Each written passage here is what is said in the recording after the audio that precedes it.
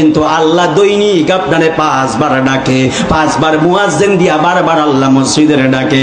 আপনি একটা বারও তো মসজিদের এদিকে কদম বাড়াইলেন না, একটা সেজদাও আল্লাহর কুদরতি কদমের মধ্যে দিলেন না।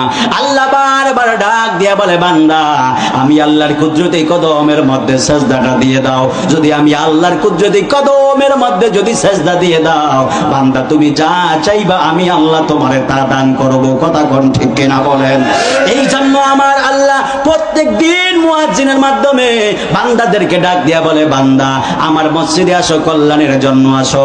মানুষের অভাব দূর হয় না, মানুষ পাগল পারা হয়ে যায়। মুসিবত দূর হয় না, মানুষ পাগল পারা হয়ে যায়। সংসারে অভাব পাগল হয়ে যায়, মুসিবত দূর হয় না, পাগল পারা হয়ে যায়। বিপদ দূর হয় না, মানুষ শুধুমাত্র পাগল পারা হয়ে যায়।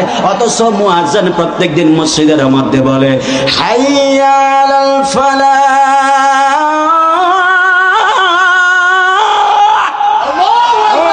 জোরে কন্না আল্লাহু আকবার বলেন। মুয়াজ্জিন আবারও বলে, হাইয়া আলাল ফালাহ।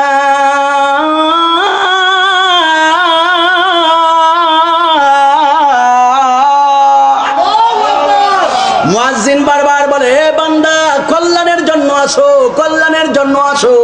হ্যাঁ বান্দা কি লাগবে শুধুমাত্র আসো। কিন্তু মানুষগুলো আল্লাহ ডাকে সাড়া দেয় না, মানুষগুলো শুধুমাত্র ডিপ্রেশনে ভুগে। যুবক ভাইরা 20 বছর 25 বছর না হইতে ডিপ্রেশনে ভুগে। যুবক তুমি কেন 20 বছরে ডিপ্রেশনে ভুগবা? তুমি কেন 25 বছরে ডিপ্রেশনে ভুগবা?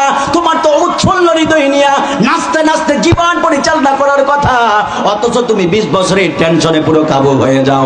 40 বছরে তুমি কেন স্ট্রোক করবা? তোমার তো আল্লাহ এই জন্য বানায় নাই।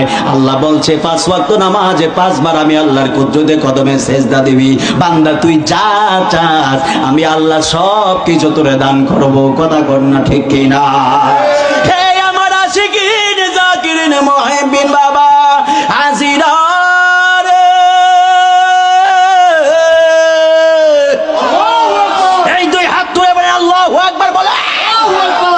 যদি আল্লাহর কাছে আপনি যা কিছু চান না কেন, আমার আল্লাহ সব কিছু আপনাকে দান করে দিবে।